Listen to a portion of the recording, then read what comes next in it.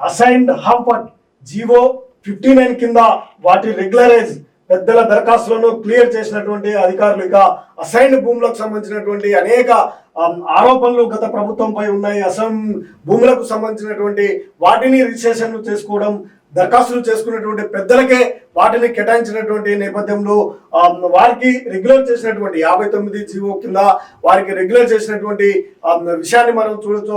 59 GO ప్రకారం కీలకమైనటువంటి భూములను అసైన్డ్ భూములను వారు రిజిస్ట్రేషన్ చేసుకున్నటువంటి తతంగము గత ప్రభుత్వం చేసుకుంది. దానికి సంబంధించినటువంటి చూద్దాం. సామాన్యులు మాత్రం పెండింగ్ లోనే. ఇక ప్రభుత్వం మారాక వెలుగులోకి సరికొత్త కోణం.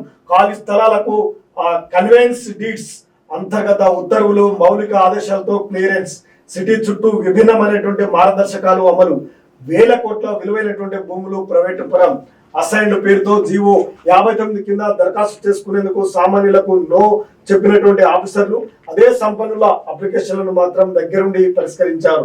అంతర్గత ఉత్తర్వులు, మౌలిక ఆదేశాలతో వేల గజాల ప్లాట్లను రాసి చేశారు. ఖాళీ స్థలాలకు సైతం కన్వేయన్స్ డీడ్స్ జారీ చేశారు. రాష్ట్రంలో ప్రభుత్వం మారినటువంటి తర్వాత ఈ విషయము పూర్తిగా వెలుగులోకి వచ్చిందట.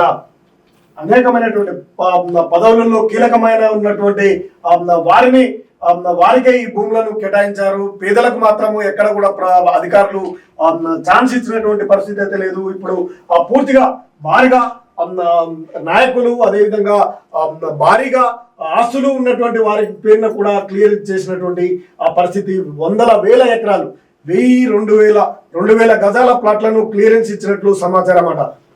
ఇంకా ఆశతో ఎదురు చూసిన ఎంతో మంది ఆశతో ఎదురు చూసినటువంటి, వాస్తవానికి పేదలకు ఇవ్వాలి అసైన్డ్ ల్యాండ్ సంబంధించి అక్కడ జీవన ఆధారం లేనటువంటి వారికి, అదేవిధంగా వారికి నివాస గృహాలు లేనటువంటి వారికి అక్కడే కొంతకాలంగా కొన్ని దశాబ్దాల కాలంగా నివాసం ఉంటున్నటువంటి వారి హ్యాండ్వర్ లో ఉంటున్నటువంటి వారికి ఇవ్వాలి. కానీ ఇక మాత్రం అనేక మంది భూస్వాములకు, బడా నేతలకు, వీరందరికీ కూడా అప్పనంగా వేలాది ఎకరాలను, వందలాది ఎకరాలను, కోట్ల విలువ చేసినటువంటి ఎకరాల కొద్ది భూములను వారికి అసైన్ చేసినటువంటి ఆ పరిస్థితి ఉంది.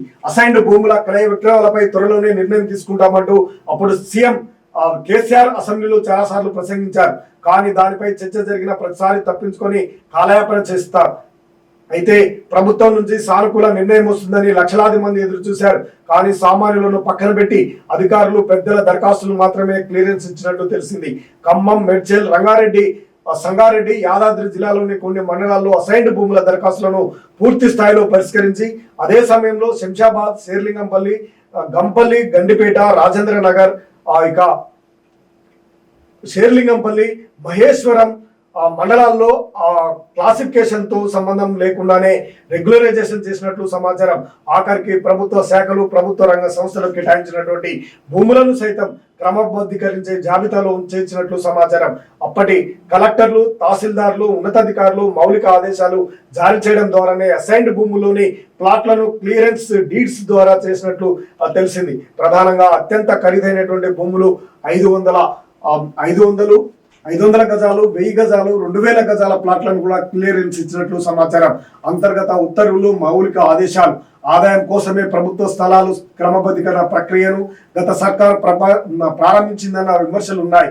అయితే రెగ్యులరైజేషన్ కోసం లక్షలాదిగా దరఖాస్తులు వచ్చిన క్లియరెన్స్ మాత్రం తక్కువగానే ఉండేది.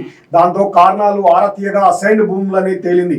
అయితే వాటిని కూడా క్లియరెన్స్ చేయాలని ప్రభుత్వ పెద్దలు మౌలిక ఆదేశాలు ఇచ్చినట్టు తెలిసింది. అంతర్గతంగా రెవెన్యూ శాఖలో మెమో కూడా జారీ చేశారని ఓ అధికారి చెప్పారు. సేల్ డీడ్స్ ఉండగానే రెగ్యులరైజేషన్ చేశామని మరొకరి ఆఫీసర్ తెలిపారట. ఒక్క తహసీల్దార్, ఒక్కో కలెక్టర్ విభిన్నమైనటువంటి వివరించారట.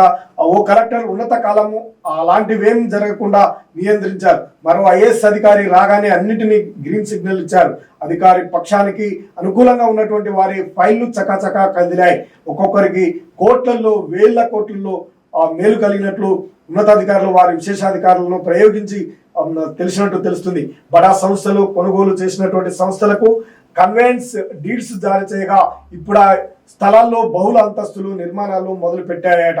అత్యంత ఖరీదైనటువంటి ప్రాంతాల్లో అసైన్డ్ భూములను రెగ్యులరైజేషన్ చేశారని కూడా తెలిసింది.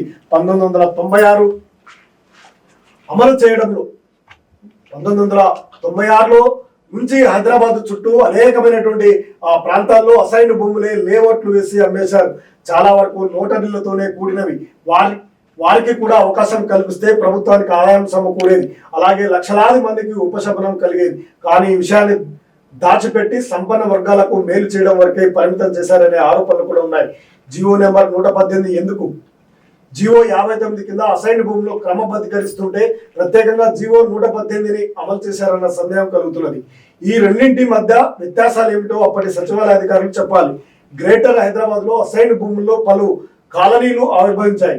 ఎన్నికల్లో ప్రయోజనం పొందడానికి కొత్త జీవోను తీసుకొచ్చి అమలు చేయించడంలో అప్పటి మున్సిపల్ మంత్రి కేటీఆర్ సక్సెస్ అయ్యారు. కొన్ని ప్రాంతాల్లో జీవో 59 కిందనే రెగ్యులరైజ్ చేయించారు. మరి గ్రేటర్ లో మాత్రం ప్రత్యేకంగా జీవో తీసుకురావడం వెనుక అంతరం ఏమిటన్న సందేహం కూడా కలుగుతున్నది. పైగా ఖాళీ స్థలాలను క్రమబద్ధీకరించి హక్కు పత్రాలను చేతిలో పెట్టించారు. గతేడాది జారీ చేసినటువంటి అన్ని కన్వెన్స్ డీడ్స్ లోనే స్థలాలకు సంబంధించి రెవెన్యూ రికార్డులో క్లాసిఫికేషన్ ని పరిశీలిస్తే ఎన్నెన్నో వింతలు వెలుగులోకి వచ్చే అవకాశం ఉందనేది. వందల ఎకరాల్లో అసైన్ భూములు ప్రైవేటు వ్యక్తుల కంపెనీలో కట్టబెట్టారన్న ఆరోపణలు కూడా ఉన్నాయట. ఇక మౌలిక ఆదేశాలతో రెగ్యులరైజేషన్. సినీ నటుడు ప్రభాస్ గెస్ట్ హౌస్ దగ్గరే రాయదుర్గ్ సర్వే నెంబర్ 5/3లో ఖాళీ స్థలాలను క్రమబద్ధీకరించారు. గజం 2 లక్షల దాకా పలికే భూములను రాజకీయ, సినీ, వ్యాపార దిగ్గజాలకు రెగ్యులరైజేషన్ చేశారు. అది కూడా ఖాళీ స్థలాలను క్రమబద్ధీకరించారనే ఆరోపణలు ఉన్నాయి. 500-1000 గజాల వంతున ఉండే ఖాళీ ప్లాట్లకు నామమాత్రం ధర కట్టించుకొని హక్కులు కల్పించారని తెలిసింది. ఇది అసైన్ ల్యాండ్ అని రెవెన్యూ అధికారులు తెలుసు, కానీ పెద్దల సిఫార్సు పనిచేసింది. కాజాగూడ సర్వే నెంబర్ 27లో ఫ్రీ ల్యాండ్ ఆఫీసర్లతో జనం దగ్గర 100 కోట్ల వసూలు చేసినటువంటి ఆ సంస్థ 1000 గజాలు కబ్జా చేసి తీవ్ర ప్రయత్నం చేస్తున్నది. అంతకుముందు పౌల్ట్రీ షెడ్ ఉండే అధికారులు కూల్చారు. అయితే ఫిల్లర్లతో నిర్మాణ సంస్థ కబ్జాకు యత్నించింది. ఓసారి కూల్చేశారు, ఆ తర్వాత ఏమైందో ఏమో, కానీ ఇప్పుడు నిర్మాణం సాగుతున్నది. ఇది కూడా అసైన్డ్ ల్యాండ్ అంటే దీన్ని కూడా జీవో నెంబర్ 59 కింద రెగ్యులరైజేషన్ చేశారన్న ఆరోపణలు కూడా ఉన్నాయి. Gopanpally survey number 124లో assign land ని కొనుగోలు చేసినటువంటి వారికి కూడా రెగ్యులర్ చేశారట. ఇది పేదలకు సంబంధించినటువంటి భూములు, వారు నివాసం ఉండి కొన్ని దశాబ్దాలుగా నివాసాలు కట్టుకున్నటువంటి వారికి మాత్రము అసైన్డ్ ల్యాండ్ ని వారికి రిజిస్ట్రేషన్ రెగ్యులరైజ్ చేయలేదు.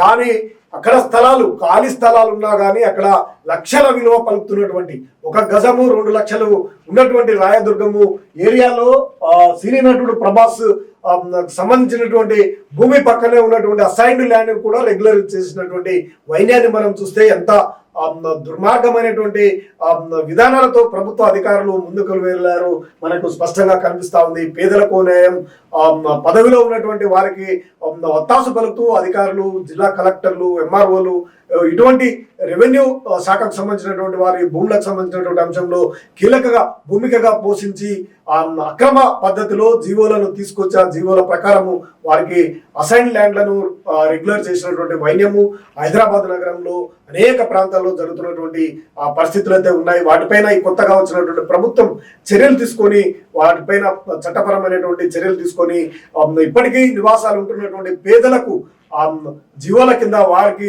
రిజిస్ట్రేషన్ చేయాల్సినటువంటి అవసరము, బాధ్యత అయితే స్పష్టంగా ఉంది.